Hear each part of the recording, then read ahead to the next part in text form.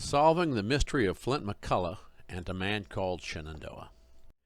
Episode 11. The Reward. Shenandoah finds a wanted poster in Arizona with his picture on it. This is a very involved episode, so no spoilers are given here. In this episode, Shenandoah is asked about the origin of his ring. He responds, "I don't know. I only know that I've had it as long as I can remember." Episode 12. A Special Talent for Killing. Shenandoah comes into a former boomtown looking for a man he thinks knows something about him. A very good episode, but no definite clues in addition to what is already known are revealed. Episode 13. The Siege. This is another fine episode with a lot of plot twists, but no new clues. Episode 14. The Bell. In this episode, Shenandoah gets recruited by a persuasive Mexican priest, played by Nehemiah Pershoff, to move a bell from an abandoned bell tower to another town. Shenandoah soon recovers an important piece from his past.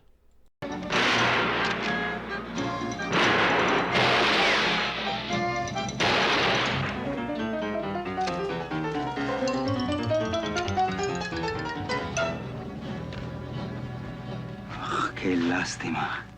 De avaricia, 2 hombres son muertos. El que vive por la espada morirá por la espada.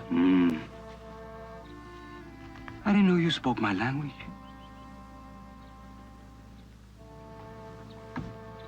You said, what a pity, because of greed, 2 men are dead? You said, he who lives by the sword shall perish by the sword. Recall that Flint also spoke Spanish in several Wagon Train episodes, including the Don Alvarado story and the Stagecoach story. I read somewhere that parting is all we know of heaven and all we need to know of hell. In my language, we say, despedirse es morir un poco. That means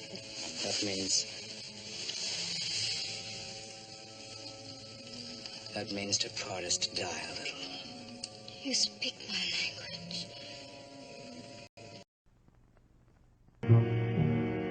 Wanted, dead or alive, for wholesale robbery and murder. The outlaw known as Angel de muerte. I can see that. It's Spanish. Means angel of death. I can see that, too. So Flint and Shenandoah both speak Spanish, and Shenandoah even knows scriptures in Spanish. Flint was a man who once had a devout Mormon fiancée who was the daughter of a pacifist who refused to live by the sword. Shenandoah's amnesia is not total. He recalls occasionally remnants of the past, or discovers he has a skill or talent. Over and over again, his retained attributes show him to be very much like Flint Mccullough. Episode 15. The Young Outlaw. In this episode, we see Shenandoah acting like a man with significant savvy around gunslingers or would-be gunslingers. Okay. Empty your pockets. There's not much in them. Fork it over.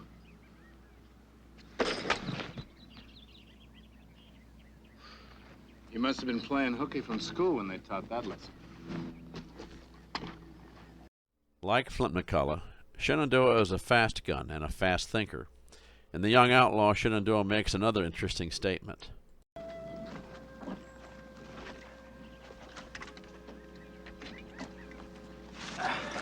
Here.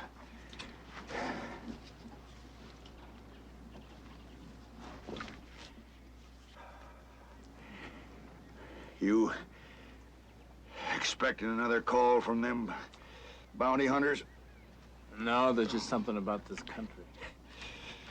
It ain't fit for humans. I feel I've been here before. And indeed, Flint Mccullough had been over terrain such as that dozens of times in the Wagon Train series. Episode 16. The Accused. Shenandoah, now working as the boss on a cattle drive, seeks the jeweler who made the locket to no avail. A good episode, but no new clues are revealed. Episode 17. Run, Killer, Run. In this episode, Shenandoah has temporarily found work as a cargo boat's foreman. A man who recognizes Shenandoah retains a hired gun to dispatch him because he thinks the man Shenandoah was will expose him. A hint at Shenandoah's past comes out in this episode in a flashback from 3 years earlier. That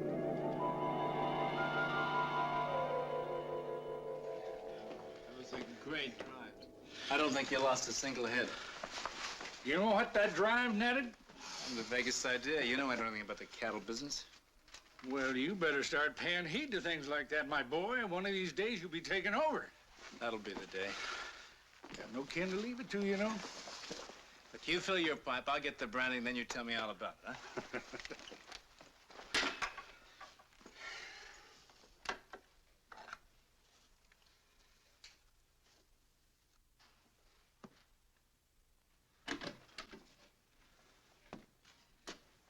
You're working late, Clausen. Good evening, Mr. Naramore. I've been on the books almost constantly since you left. Mr. Naramore, I can't find that $15,000. I never thought you would. Not in those books you keep. Sir? I gave you every chance to put that money back. Mr. Naramore, I never took any money from you. You can tell that Sheriff Potter in the morning. Sheriff Potter? Clausen stealing from me is one thing. But thinking I'm fool enough not to know it, that's something else. Now, you've been dipping into my poke for the last time.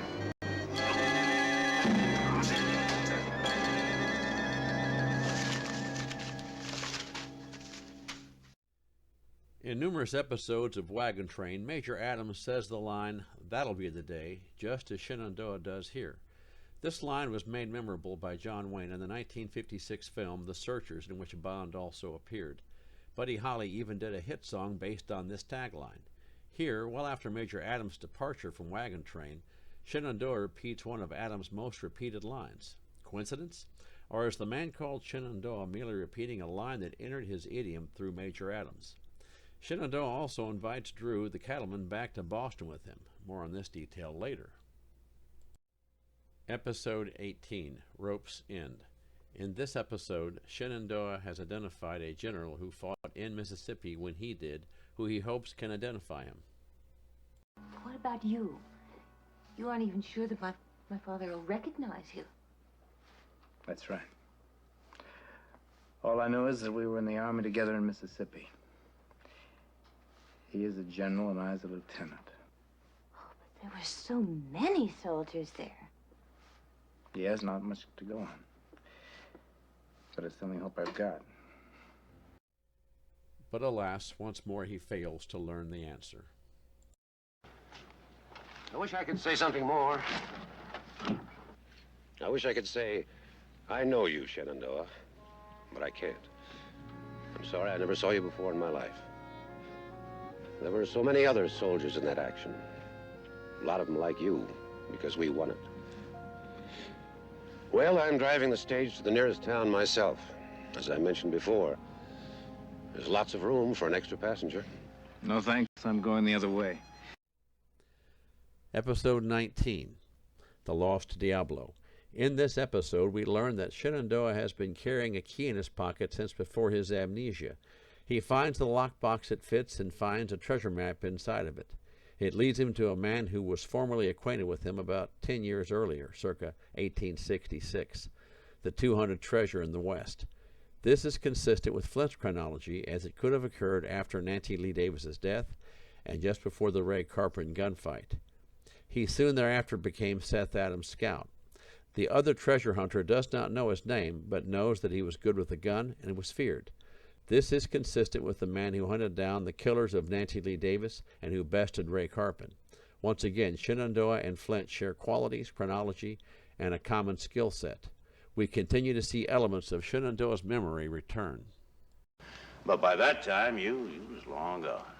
Yesterday, when I rode into Del Rio, I felt as though I knew where things were. As though I'd been in the town before. Yeah, it seems that, the memory seems to be a very tricky thing. The doctor says that the right kind of jolt, like from out of my past, may help me regain my memory again. That's why I came out here with you. Uh-huh.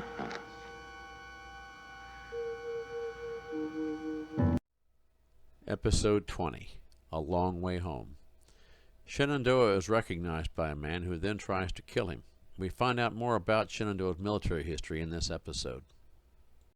But your husband tried to kill me, deliberately kill me, and I don't know why. That's a question I have a right to ask.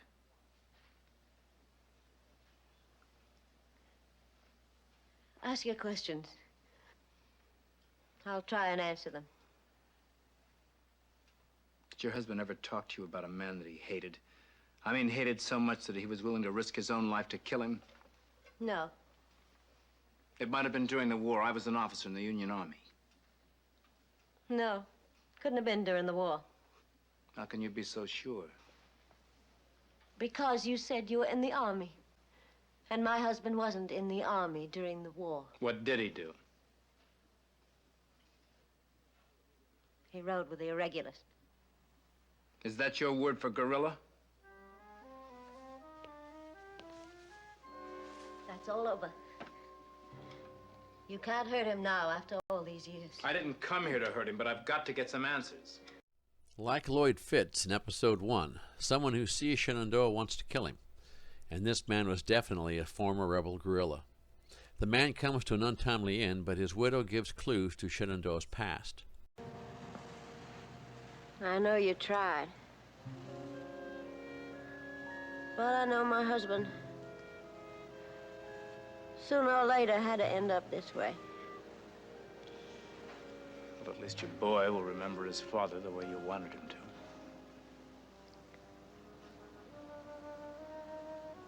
But I didn't get what I wanted. Are you sure you can't help me?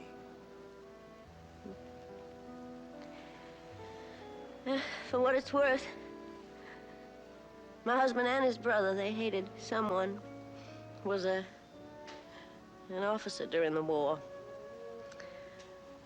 You might talk to him. You heard of Jason Brewster? Often. Gunfighters have a way of being known.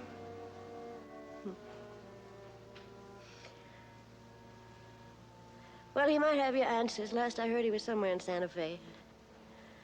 I don't think I'm doing you much favor sending you looking for him. Maybe more than you know.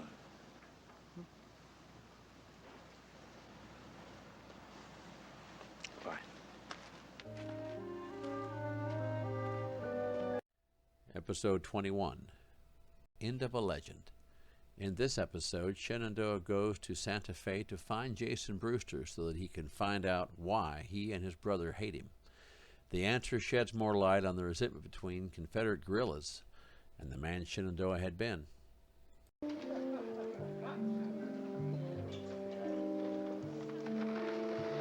Now, what do you want? I want to know what you have against me.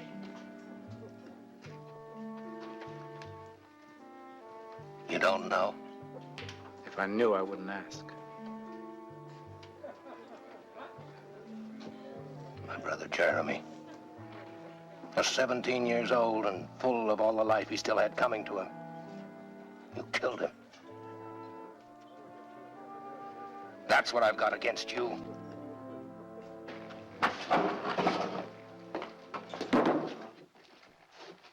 I promised myself there'd be no killing in town today.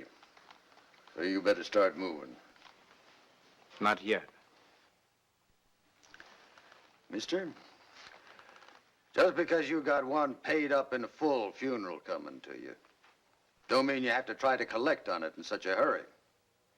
Mr. Brewster said some things I don't understand. And I'm not leaving town until I do.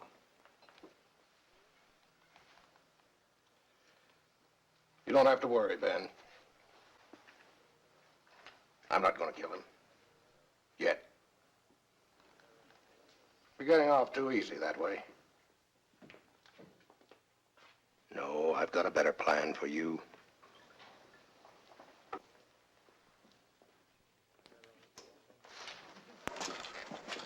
You said I killed your brother.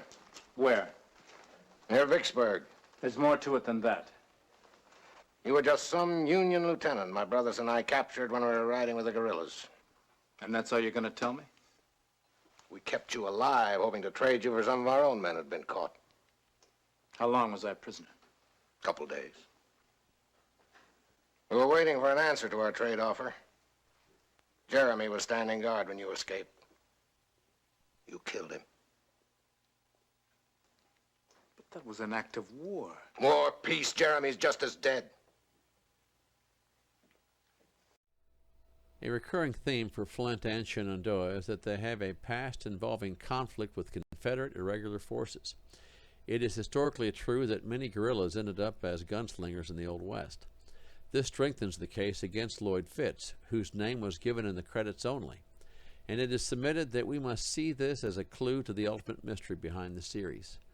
We know for sure that Shenandoah was a Union lieutenant during the war. We will soon find out more about his pre-war military experience in coming episodes. Episode 22, Run and Hide.